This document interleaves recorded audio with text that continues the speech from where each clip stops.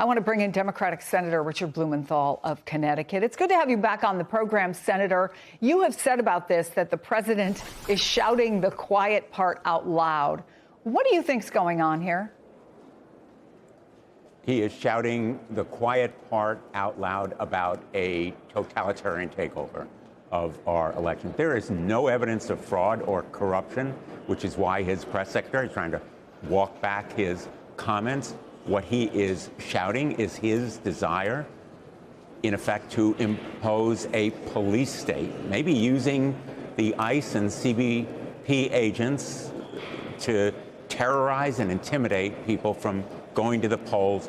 Having the federal government nationalize the election is chillingly unconstitutional, which is why Senator Thune, the leader of the Republicans in the Senate, has rightly expressed skepticism about it. And I can tell you that my Republican colleagues are pretty aghast at the idea that the federal government would take over a state-run election without any evidence whatsoever of fraud or corruption. It's simply a step toward totalitarian and authoritarian effort to suppress the vote.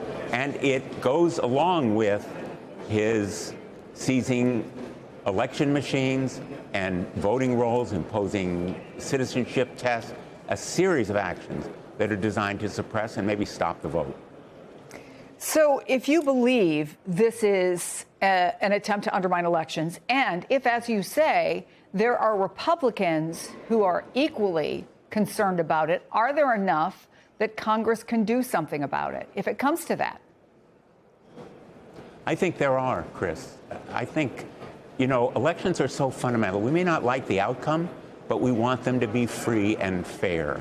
And I think most of my colleagues are elected as a result of free and fair elections, have some trust in them, and most importantly, in their states to run those elections. The Constitution gives states the responsibility to implement elections, and states do it in different ways, some with mail-in ballots entirely, some only partially.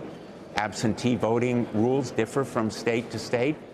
That is the result of our constitutional system that recognizes states are sovereign. So 250 years of elections, some of them criticized in their outcome, and President Trump has his grievances, have proved a pretty durable democracy. And I think my Republican colleagues will join in action to stop this totalitarian takeover if he goes forward with it. And I hope he will think better of it. I hope his press secretary is walking back some pretty intemperate comments. As Ronald Reagan said, facts are stubborn things, and the facts simply provide no justification for this kind of talk, let alone action. You mentioned Leader Thune, and he did push back, and he pushed back publicly. But listen to what Speaker Mike Johnson had to say.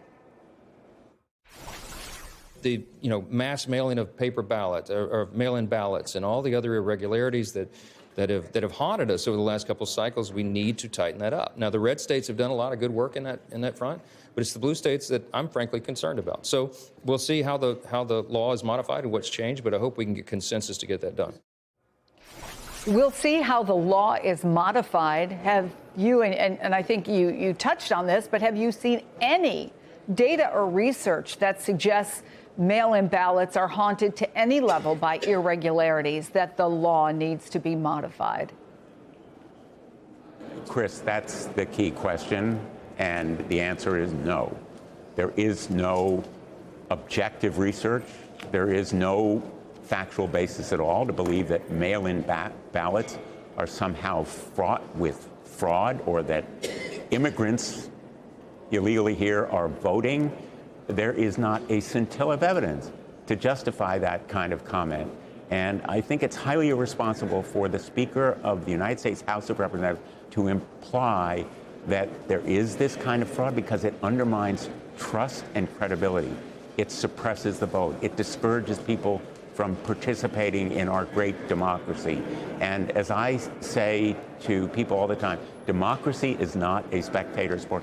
I am hoping, in fact, there will be massive turnout, that people will express their outrage with ICE and CBP, what we've been seeing the brutality and the violence in the streets of Minneapolis and all around the country, demonstrated yesterday in the forum that we had by going to the polls this November and saying enough is enough of this kind of talk and anti-democratic, anti-American kind of rhetoric.